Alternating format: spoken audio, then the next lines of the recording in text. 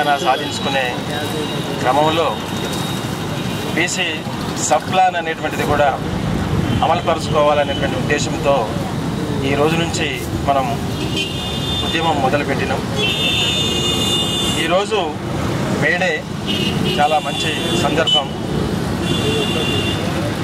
వెట్టి చాకిరీ నుంచి విముక్తి కలిగినటువంటి దినం. 12 గంటల పని దినాలను 8 గంటలుగా మార్చుకొని శ్రామిక లోకమంతా విముక్తి అయినటువంటి రోజు ఇది.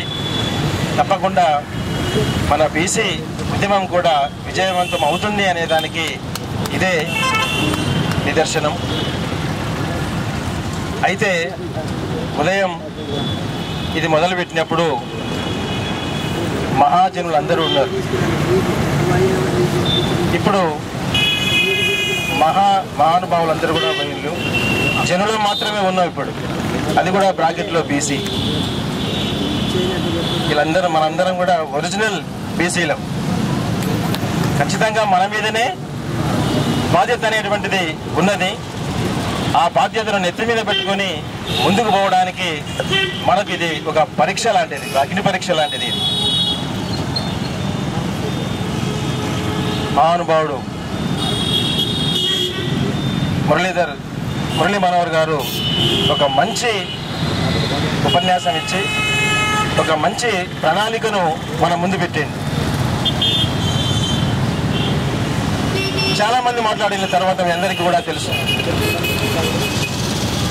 చాలామంది మాట్లాడినప్పుడు నేను బాగా గ్రహించిన, మీరు ఇది చేయండి, అది చేయండి, ఇది పాటించండి, అట్లా చేయండి, ఇట్లా చేయండి అన్నారే కానీ మనం ఇది చేద్దాం, మనం ఇది చేయడానికి కంకణబద్ధులం అవుదాం అని మన అనేటువంటి మాటను తీసుకొచ్చినట్లు నాకు ఎక్కడా కనిపించలేదు చాలా మంది లోపల. ఉచిత సలహాలు ఇవ్వడం ఇవాళ అవసరం లేదు ఎవరికి. ఇవాళ ప్రతి ఒక్క పౌరుడు కూడా చిన్నపిల్లగాని కానుంచి వృద్ధుల వరకు కూడా అంతో ఇంతో చైతన్యం ఉన్నటువంటి వాళ్ళే. ఆ చైతన్యం రేపు సమాజ ప్రయోజనానికి ఎట్లా ఉపయోగించుకోవాలి అనేటువంటి దాన్ని ఆచరణాత్మకంగా నిరూపించుకున్నటువంటి వాడే హీరో ఈ రోజుల్లో. ఉచిత సలహాలు ఇవ్వడం ఏమాత్రం కూడా సబబు కాదు అనేటువంటిది వాళ్ళు తెలుసుకుంటే బాగుంటుంది. కార్యక్రమంలో ఇన్వాల్వ్మెంట్, కమిట్మెంట్ ఎంత ఉన్నది అనేటువంటి నిరూపించుకున్నటువంటి వాడే నేటి హీరో.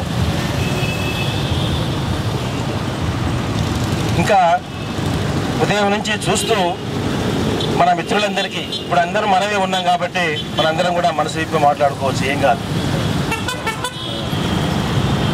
మనం పాటించాల్సింది ఏమిటి అని చెప్పంటే మురళీ మనోహర్ సార్ చాలా క్లియర్గా చెప్పిండు. పాలక వర్గానికి చెందినటువంటి పార్టీలన్నీ కూడా అగ్రవర్ణాల చేతుల్లో, అగ్రవర్ణాల గుప్పిట్లో ఉన్నటువంటి పార్టీలే అవి. ఆ పార్టీలలో ఉండి నేను బీసీ వాళ్ళకి ఏదో న్యాయం చేస్తా, బీసీ వాళ్ళకి ఏదో సలహాలు ఇస్తా, బీసీ ఉద్యమం దగ్గర పోయి ఏదో మాట్లాడతా అని చెప్పి వచ్చేటువంటి వాళ్ళని దయచేసి రానియకండి, అసలు పిలవకండి అట్లాంటి వాళ్ళని. వాళ్ళు ఉపయోగపడరు. ఎందుకు అని చెప్పంటే భారతదేశ చరిత్ర నిరూపించబడ్డది.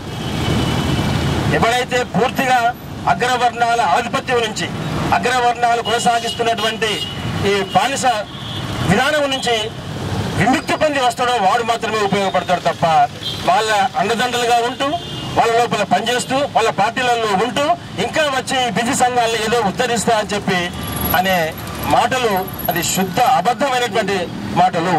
అటువంటి వాళ్ళని ఇంకా మనం ఏదేదో ఇక్కడ మాట్లాడిండు అక్కడ మాట్లాడిండు అని చెప్పి వాళ్ళకి లేనిపోని గుర్తింపు ఇవ్వడం తప్ప ఇంకేం కాదు. వాళ్ళ వల్ల ఒక నయా పైసా మందం కూడా ఉపయోగం ఉండదు మిత్రులారా అని చెప్పి నేను ఖచ్చితంగా చెప్పదలుచుకున్నా. నేను వాళ్ళు కనుక బీసీ వాళ్లకు అన్యాయం జరుగుతుందని చెప్పి కనుక ఆలోచించేదంటే ఖచ్చితంగా ఆ పార్టీని వదిలిపెట్టి రమ్మని చెప్పు. అగ్రవర్ణాలకు ఇంకా ఎంతకాలం ఊడిగం చేస్తూ అగ్రవర్ణాల ఆధిపత్యాన్ని ఇంకా కాపాడడానికి ప్రయత్నం చేస్తారో వాళ్ళు ఆత్మవిమర్శ చేసుకుని వస్తే బాగుంటుందని చెప్పి మనం ఖచ్చితంగా చెప్పాలి. అటువంటి వాళ్ళకు మాత్రమే ఇక్కడ ఆదరణ ఉంటేనే రేపు ఇది సజీవంగా బతకగలుగుతుంది, లేకపోతే ఇది 3 నాళ్ళ ముచ్చటగానే ముగుస్తుంది.